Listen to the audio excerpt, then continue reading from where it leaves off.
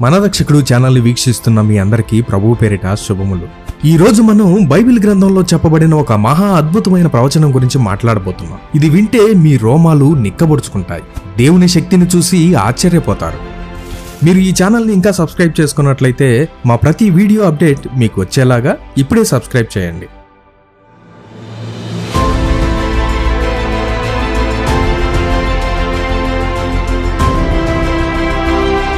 కడవరి దినాల్లో అంటే ఈ లోకం అంతమైపోయే రోజుల్లో ఇద్దరు మహాశక్తివంతమైన మనుషులు ఈ భూమి మీదకు వస్తారని, వాళ్ళు చేసే కార్యాలకు ఈ లోకమే గడగడలాడిపోతుందని బైబిల్ చెప్తుంది. వాళ్ళనే ఇద్దరు సాక్షులు అని పిలుస్తాం. అయితే అందరి మెదళ్లలో మెదిలే ప్రశ్న ఒకటే, సోదరా, ఆ ఇద్దరు సాక్షులు ఇంతకీ ఎప్పుడొస్తారు? దాని గురించే ఈ రోజు దేవుని వాక్యం మనకు స్పష్టంగా చెప్పబోతుంది. ఈ నిజం తెలిస్తే రాబోయే రోజులను మనం ఎలా చూడాలి, ఎలా సిద్ధపడాలి అనే విషయంలో మీ ఆలోచన విధానమే మారిపోతుంది.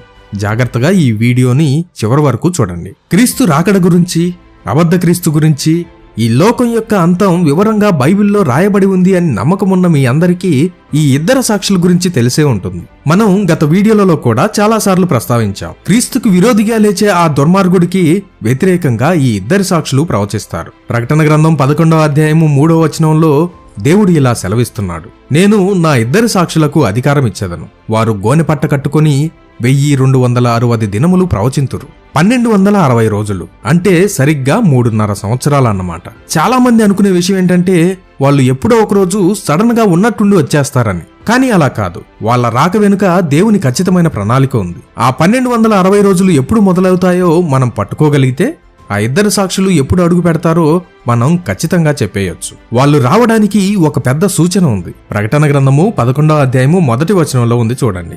మరియు ఒకడు చేతికర్ర వంటి కొలకర్ర నాకిచ్చి, నీవు లేచి దేవుని ఆలయమును బలిపీఠమును కొలత వేసి ఆలయములో పూజించు వారిని లెక్కపెట్టుము. దీని అర్థం ఏంటంటే ఇజ్రాయెల్ దేశంలో యూదుల దేవాలయం మళ్లీ కట్టబడాలి. ఇప్పుడు అక్కడ ఉన్న దేవాలయం లేదు. కానీ బైబిల్ ఏం చెప్తుందంటే ఎప్పుడైతే ఆ దేవాలయం మళ్లీ కట్టబడి అందులో బలులు అర్పించడం మొదలవుతుందో అప్పుడు ఈ ఇద్దరు సాక్షులు వస్తారు.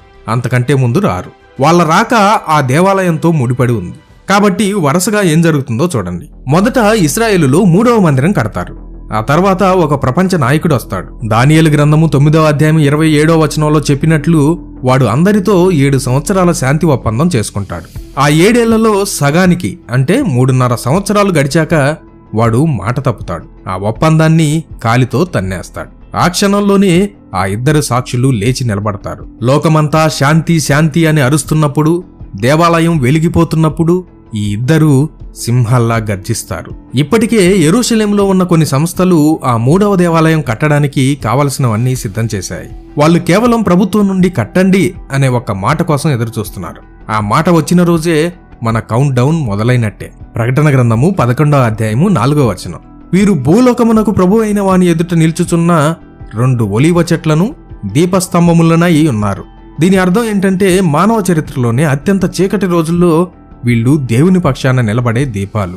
వాళ్ళు చేసేది కేవలం ప్రార్థనలు కాదు, వాళ్ళు పాపాన్ని బట్టబయలు చేస్తారు, దేశాలకు తీర్పు తీరుస్తారు, రాబోయే దేవుని ఉగ్రత గురించి హెచ్చరిస్తారు. వాళ్లకు దేవుడిచ్చిన అధికారం చూడండి. ప్రకటన గ్రంథము 11వ అధ్యాయము 6వ వచనం, తాము ప్రవచించు దినములు వర్షము కురవకుండా ఆకాశము మూయుటకు వారికి అధికారము కలదు. మరియు వారికిష్టమైనప్పుడెల్లా నీళ్లు రక్తముగా చేయుటకును నానా విధములైన తెగుళ్లతో భూమిని బాధించుటకును వారికి అధికారము కలదు. అంతేకాదు, ఎవరైనా వాళ్ళకి హాని చేయాలని చూస్తే 5వ వచనం చూడండి, ఎవడైనను వారికి హాని చేయనుద్దేశించిన ఎడల వారి నోటి నుండి అగ్ని బయలువెడలి వారి శత్రువులను దహించివేయును. అందుకే లోకం వాళ్ళను అంతగా ద్వేషిస్తుంది. ఎందుకంటే లోకానికి అబద్ధమంటే ఇష్టం. యేసయ్యను సిలువ వేసిన ఆ దుష్ట ఆత్మే మళ్లీ ఆయన ప్రవక్తలను కూడా చంపడానికి లేస్తుంది.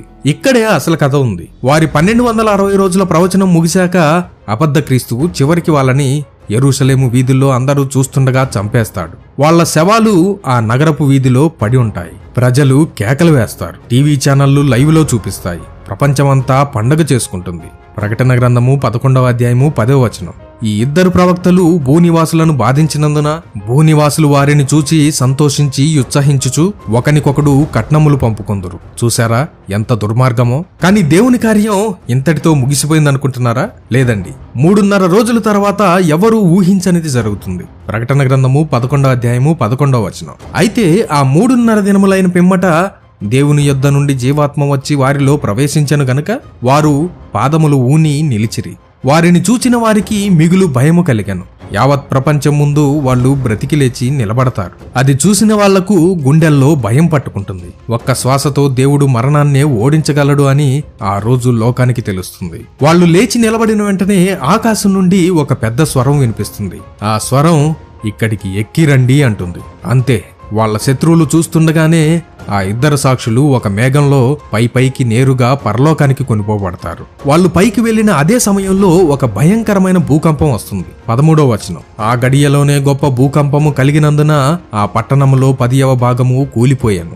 ఆ భూకంపము వలన 7,000 మంది చచ్చిరి. మిగిలిన వారు భయాక్రాంతులై పరలోకపు దేవుణ్ణి మహిమపరిచిరి. చూసారా, కొన్నిసార్లు మనుషుల్ని నిద్రలేపటానికి ఒక అద్భుతం, ఒక విపత్తు రెండూ అవసరమవుతాయి. సరే సోదరా, అంతా బాగానే ఉంది, కానీ ఆ వచ్చే ఇద్దరు ఎవరు అని అంటారా? దీని గురించి 3 ముఖ్యమైన అభిప్రాయాలున్నాయి. అందులో మొదటిది, ఆ వచ్చేవారిద్దరూ ఒకరు మోషే, మరొకరు ఏలియా. చాలా మంది పండితులు వీళ్లే వస్తారని నమ్ముతారు. ఎందుకంటే వాళ్ళు చేసిన అద్భుతాలు చూడండి. మోషే ఐగుప్తులో నీళ్లను రక్తంగా మార్చాడు. నిర్గమాకాండము 7వ అధ్యాయము 20వ వచనం. ఏలియా ప్రవచించినప్పుడు 3.5 సంవత్సరాలు వర్షం ఆగిపోయింది. మొదటి రాజుల గ్రంథము 17వ అధ్యాయము 1వ వచనం. అలాగే ఏలియా ఆకాశం నుండి అగ్నిని రప్పించాడు. ఇవన్నీ ఈ ఇద్దరు సాక్షుల అధికారాలతో సరిపోతున్నాయి. అన్నిటికన్నా ముఖ్యంగా యేసయ్య రూపాంతరం చెందిన కొండ మీద ఆయనతో మాట్లాడింది ఎవరు? మోషే, ఏలియానే. మత్తయి సువార్త 17వ అధ్యాయము 3వ వచనంలో ఉంటుంది. చాలా మంది ఇదే అనుకుంటున్నారు. ఏమని? హనోకు మరియు ఏలియా వస్తారని. ఎందుకంటే మనుష్యులు ఒక్కసారే మృతి పొందవాలనని నియమింపబడెను అని హెబ్రీయులకు రాసిన పత్రిక 9వ అధ్యాయము 27వ వచనం చెప్తుంది. బైబిల్లో మరణం చూడకుండా పరలోకానికి వెళ్ళింది ఈ ఇద్దరే.